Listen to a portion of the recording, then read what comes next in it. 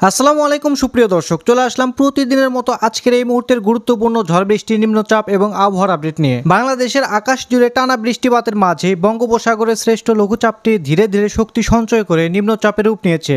আবহাওয়া অধিদপ্তরের পূর্বাভাস অনুযায়ী এর প্রভাবে অন্তত আগামী 5 দিন দেশের 8টি বিভাগে বৃষ্টি অব্যাহত থাকতে পারে। কোথাও কোথাও ভারী বর্ষণের সম্ভাবনা রয়েছে। বর্তমানে নিম্নচাপটি দক্ষিণ উড়িষ্যা ও পার্শ্ববর্তী এলাকায় স্থল নিম্নচাপ আকারে অবস্থান করছে, যা ধীরে ধীরে পশ্চিম দিকে সরে গিয়ে দুর্বল হয়ে লঘুচাপে পরিণত হতে পারে। মৌসুমী বায়ুর অক্ষ ভারতের উত্তরপ্রদেশ, মধ্যপ্রদেশ, উড়িষ্যা হয়ে বাংলাদেশের দক্ষিণাঞ্চল ও আসাম পর্যন্ত বিস্তৃত রয়েছে। এর ফলে মৌসুমী বায়ু বাংলাদেশের ওপর তুলনামূলকভাবে কম সক্রিয় থাকলেও উত্তর বঙ্গোপসাগরে মাঝারি থেকে প্রবল অবস্থায় রয়েছে।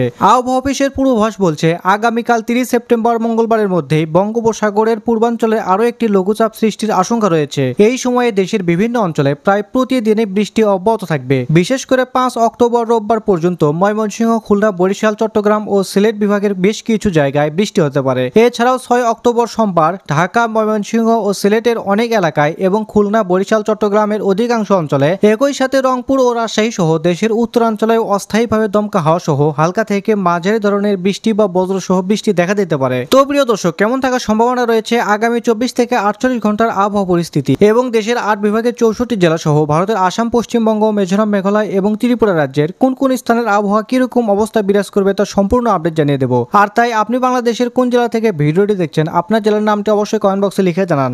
নিত্য নতুন আবহাওয়ার খবর এবং পূর্বাভাস পেতে চ্যানেলটিকে সাবস্ক্রাইব করে বেল আইকনটি অন করে রাখুন। চলুন এবার দেখে নেওয়া যাক আবহাওয়ার পূর্বাভাস মেঘমালা মডেল রাডারে।